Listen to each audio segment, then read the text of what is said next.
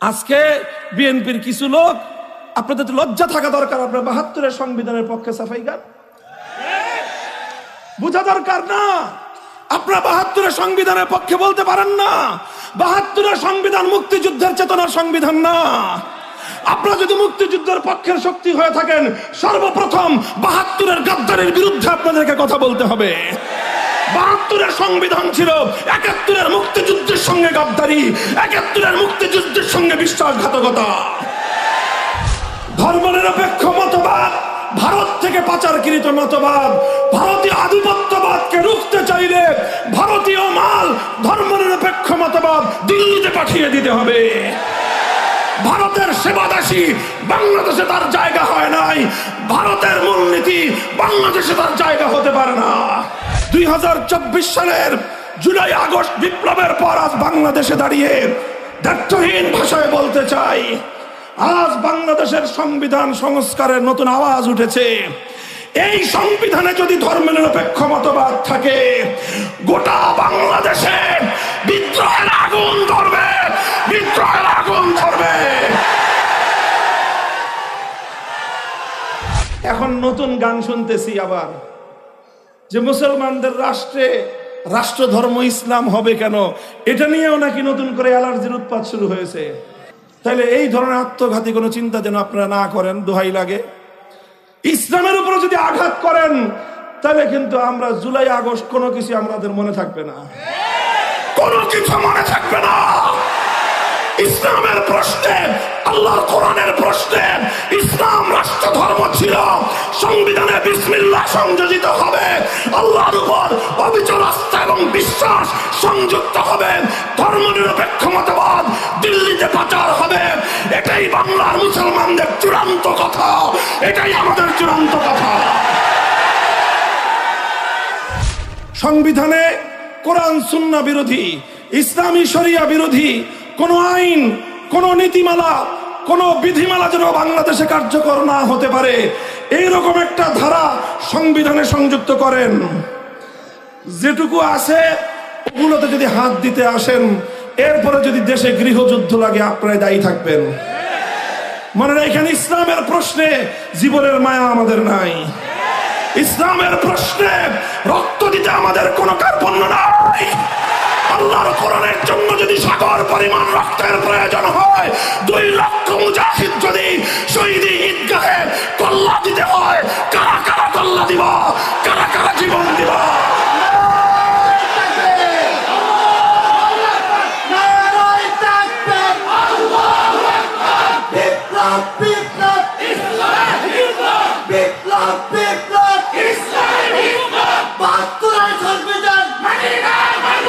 আমরা ধর্মনিরপেক্ষতাবাদের বিরুদ্ধে।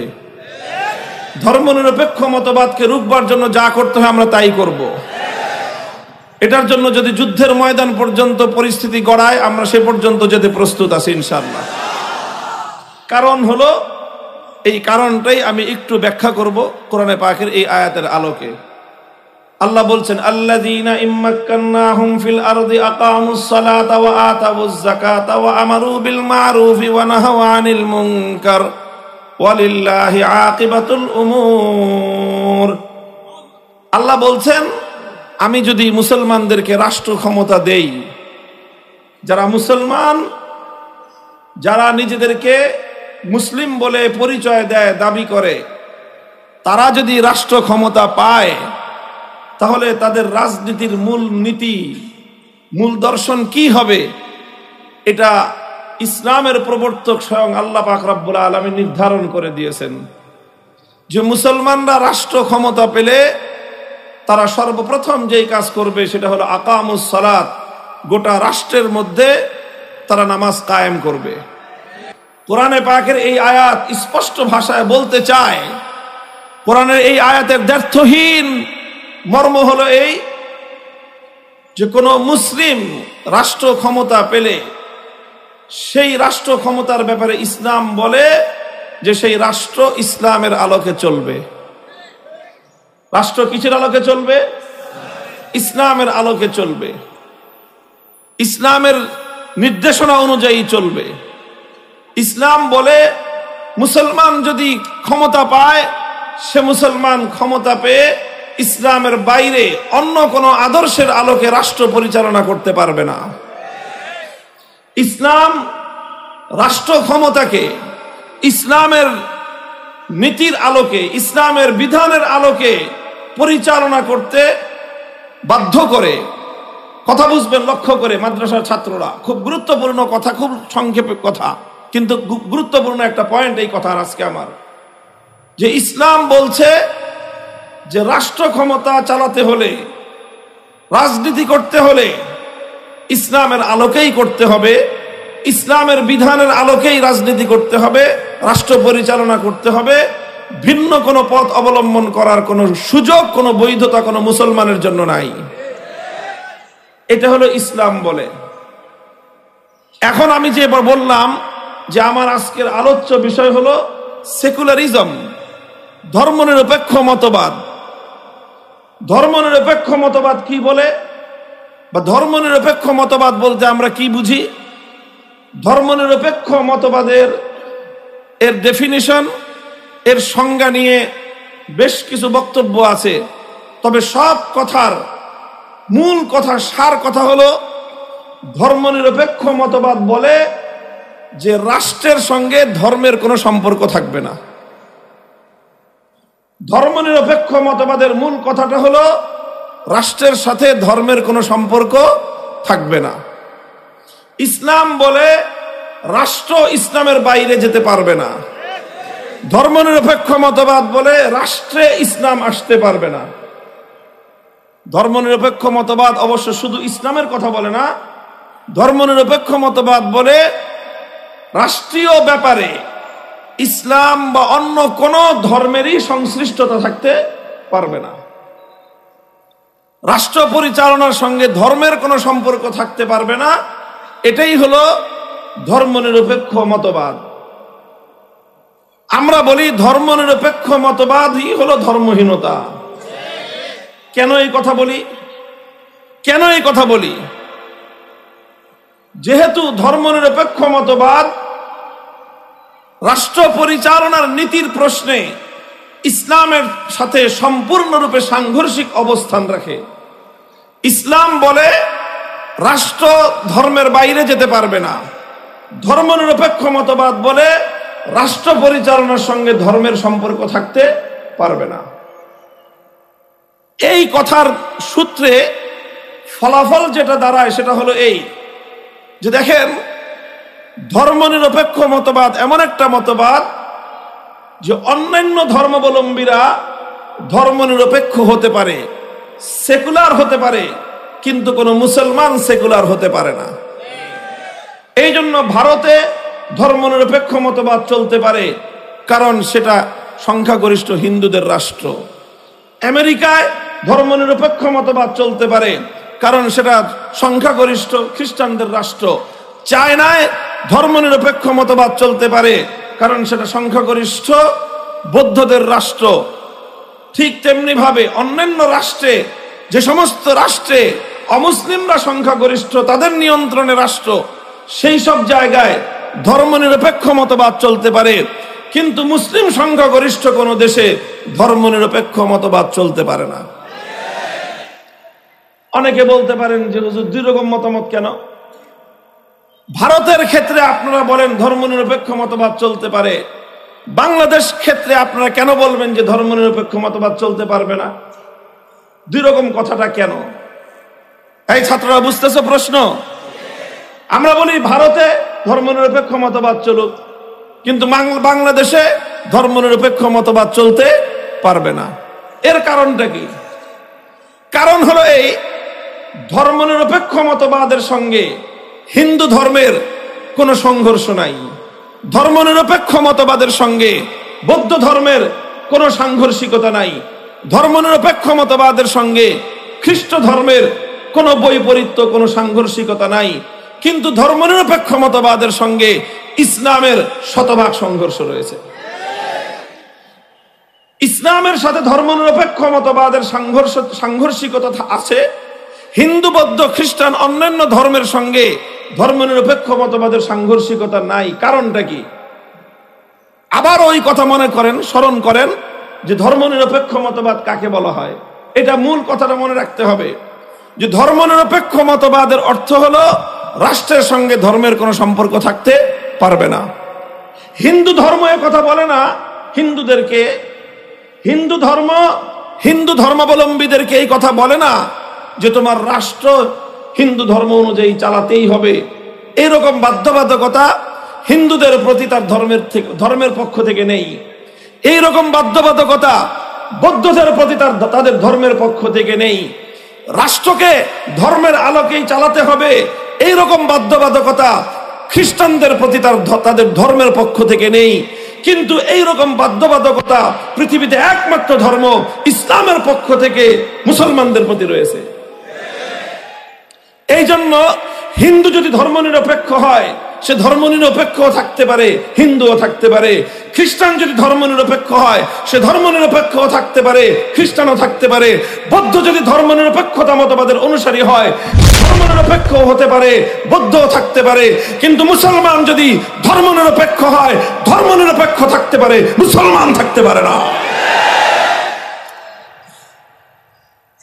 মূল কথাটা বুঝতে হবে। কারণ হিন্দু বৌদ্ধ খ্রিস্টান সেকুলার হয়েও হিন্দু থাকতে পারে, বৌদ্ধ থাকতে পারে, খ্রিস্টান থাকতে পারলে মুসলমান কেন সেকুলার হলে মুসলমান থাকতে পারে না? তার কারণ হলো এই, কারণ হিন্দু বৌদ্ধ খ্রিস্টান অন্যান্য ধর্মগুলো তার ধর্মাবলম্বীকে ধর্মের আলোকে রাষ্ট্র পরিচালনা করতে বাধ্য করে না। কিন্তু Islam is the complete code of life. ইসলাম মানব জাতির পূর্ণাঙ্গ জীবন ব্যবস্থা হওয়ার কারণে ইসলাম রাষ্ট্র ব্যবস্থাকে, রাজনীতিকে, রাষ্ট্রনীতিকে অত্যন্ত গুরুত্বপূর্ণ ইসলামের অঙ্গ বলে ঘোষণা দিয়েছে। সুতরাং রাজনীতিকে যদি ইসলাম থেকে মাইনাস করা হয় ইসলামকে অঙ্গহানি করা হবে। রাজনীতিকে যদি ইসলাম থেকে দূরে সরিয়ে দেওয়া হয় ইসলামকে অপূর্ণাঙ্গ করে দেওয়া হবে। রাজনীতিকে যদি ইসলাম থেকে সম্পর্কহীন সাব্যস্ত করা হয় তাহলে ইসলামকে হত্যা করার চেষ্টা করা হবে। যারা ইসলামের অঙ্গহানি ঘটাবার চেষ্টা করে তাদের বিরুদ্ধে যুদ্ধ করা মুসলমানদের জিম্মাদারি।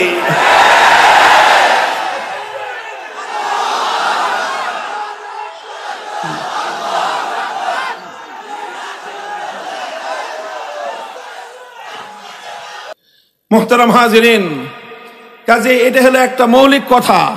এই পার্থক্যটা আমাদেরকে বুঝতে হবে, এই পার্থক্যটা আমাদেরকে বুঝতে হবে।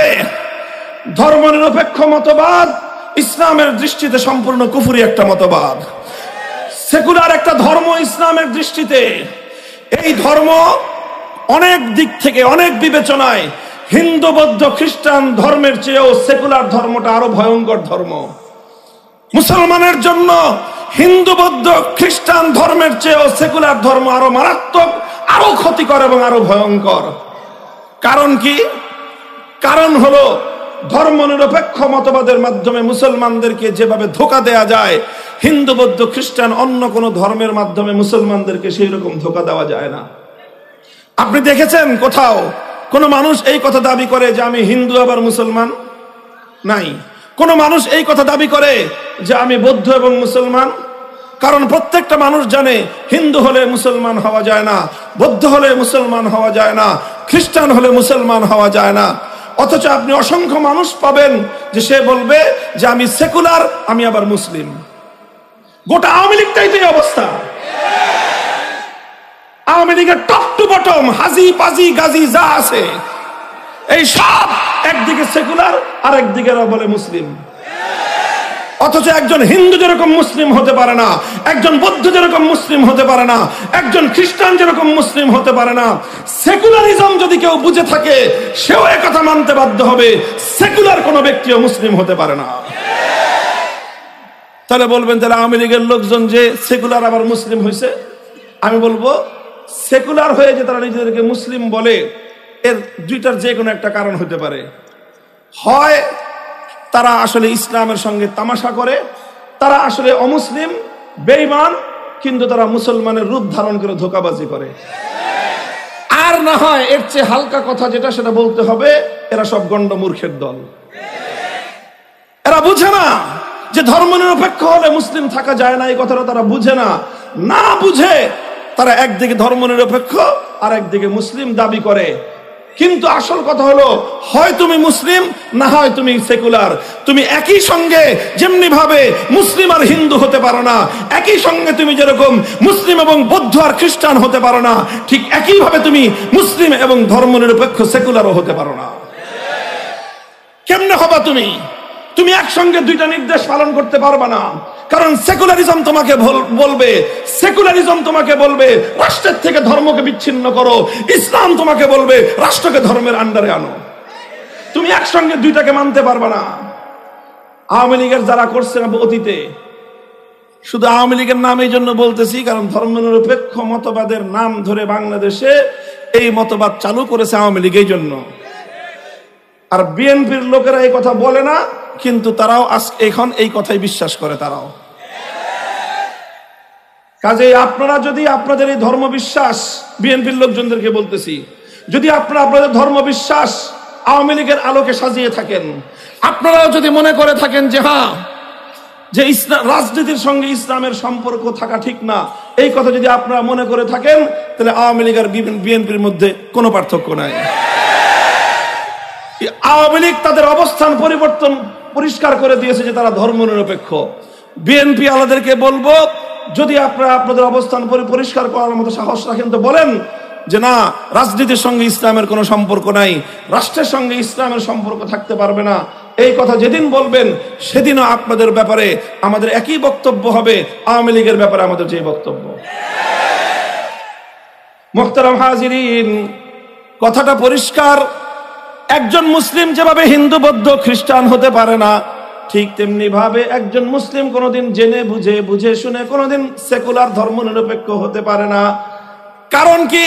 কারণ ধর্মনিরপেক্ষ মতবাদ তাকে বলবে রাষ্ট্রের সঙ্গে ধর্মের সম্পর্ক চলে না।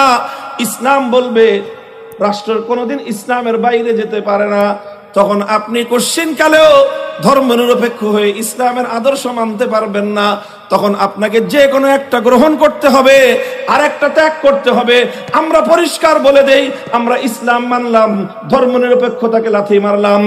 আপনারা আপনাদের অবস্থান পরিষ্কার করেন। আপনারা কি রাষ্ট্রের সঙ্গে ধর্মনিরপেক্ষ মতবাদের অনুসরণ করে ধর্মকে বিচ্ছিন্ন করবেন, না ইসলামের আদর্শ মেনে রাষ্ট্রকে আপনার ধর্মের আলোকে চালাবেন? আপনাদের অবস্থান পরিষ্কার করলে আপনারা হয় মুসলিম থাকবেন, না হয় সেকুলার হবেন। দুই নৌকায় একসঙ্গে পা দেয়া চলবে না। কথাটা পরিষ্কার বোঝা গেল? সুতরাং এই কথা পরিষ্কার। আগামী দিনে যারা আবার রাজনীতিতে আসবেন বাংলাদেশে, আওয়ামী লীগে যদি আসেন, জবাব পরিষ্কার করে আসবেন। হয় আপনি ধর্মনিরপেক্ষ সেকুলার, না হয় আপনি মুসলিম। যদি মুসলিম হয়ে থাকেন, ধর্মনিরপেক্ষতাকে বাংলাদেশে আমদানি করবার চেষ্টা করবেন না। আর যদি আপনি ধর্মনিরপেক্ষ হয়ে থাকেন, বলে দেন আপনি মুসলিম না, তখন আপনার সঙ্গে আমাদের যা করতে হয় তাই করবো আমরা ইনশাআল্লাহ। সুতরাং বাংলাদেশের 90% মুসলমান যেহেতু নিজেদেরকে মুসলিম বলে পরিচয় দেয়, কথা বলেন ঠিক না বেঠিক? 90% মুসলমান যেহেতু নিজেদেরকে মুসলিম বলে পরিচয় দেয়, আর এই 90% মুসলমানদের ইসলাম বলে, তোমাদের রাষ্ট্র তোমাদের ধর্ম ইসলামের বাইরে যেতে পারে না। সুতরাং 90% মুসলমানদের আদর্শ মোতাবেক রাষ্ট্র চললে এই রাষ্ট্রের প্রত্যেকটি বিধান প্রণয়নের ক্ষেত্রে, প্রতিটি বিধান কার্যকর করার ক্ষেত্রে ইসলামের দিক নির্দেশনা অনুসরণ করাই বাধ্যতামূলক।